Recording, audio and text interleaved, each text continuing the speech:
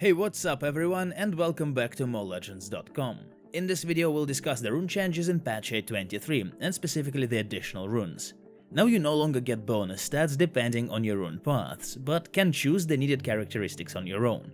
You can choose one stat in each row, so in this video you'll learn what runes to choose for playing in the top lane, what runes are good in a particular matchup or situation, and much more. So without further ado guys, let's get started. Obviously, let's start from the first row, Attack. The first rune here gives you Adaptive Force, which is 6 AD or 10 AP. This one is the most popular option in the top lane, which works well for most of the champions, that is for mages, fighters and even tanks. Not only does bonus damage help you to last hit minions, but it also allows you to trade better in lane. Next comes the Attack Speed rune. Well, surprisingly, this is a good choice for the champions that rely on their attack speed to control the lane and like trades and all-in situations. Such champions are Yasuo, Tryndamere, Kayle, Irelia, Queen and some others. They push the lane with their auto-attacks and thus need attack speed more than anything else. Also, Olaf, Shen and Yorick can take the attack speed rune if in a matchup against a melee champion. Finally, Nasus can also pick this rune if he is in an easy matchup. Attack speed will help him to last hit more easily.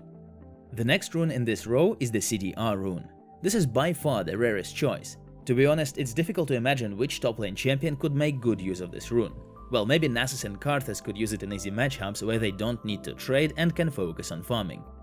Now on to the next row, Flex. In this tier, you can both take attack or defense stats. Whereas in the first row you were picking the rune according to the champion you are playing, this time you need to choose depending on the champion you are going to play against. The first rune gives you either 6 AD or 10 AP, pretty much like the rune in the first row. Firstly, this rune should be taken by those champions who have picked the attack speed or CDR rune in the first row, as it's difficult to play without bonus damage at early levels. As we've already mentioned, the bonus damage is needed to last hit minions more easily and be able to respond to the enemy trading with you. Secondly, this is the default choice for all carry champions, if you are in an easy or medium difficulty matchup. In these kinds of matchups, the main things are damage and lane initiative. Next, in the second tier, we've got two resistance runes, Armor and Magic Resistance. The choice here depends on the situation. For instance, if you're in a difficult matchup for your champion, say you are playing Nasus versus Teemo. In such a matchup, you can't trade efficiently and thus cannot make good use of your bonus damage. That's why you must take the Magic Resistance rune. Also, the resist choice should be based on whether or not you are counting on constant shot trades. For example, if you are playing Sion versus Pantheon, Pantheon will be constantly forcing trades which you'll have to respond to. In this situation, you need to pick the resists to make yourself more durable in lane.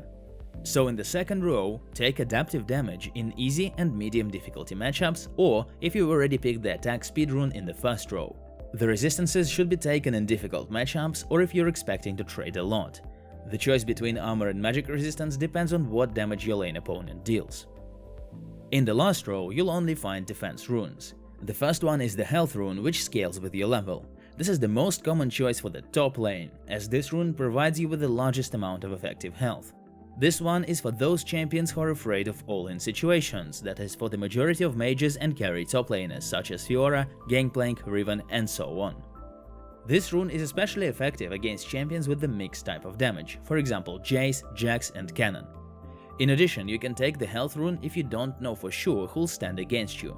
For example, in the lobby you see Jace and Akali on the enemy team. You can't say for sure who's gonna lane against you. In this case, take the health rune. However, there are situations when the second and third runes in the defense tier, which give you armor and magic resistance, will be more effective.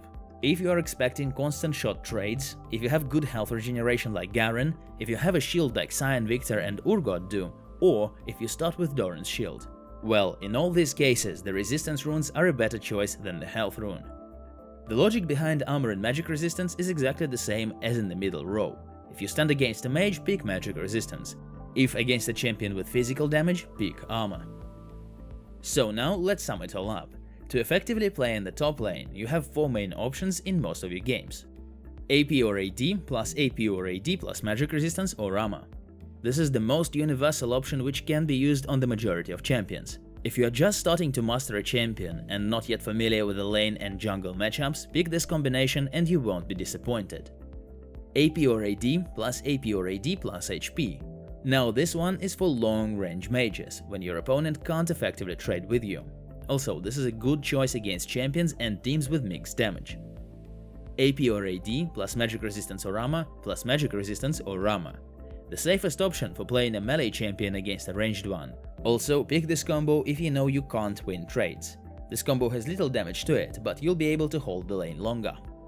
And finally, AS plus AP or AD plus magic resistance or armor.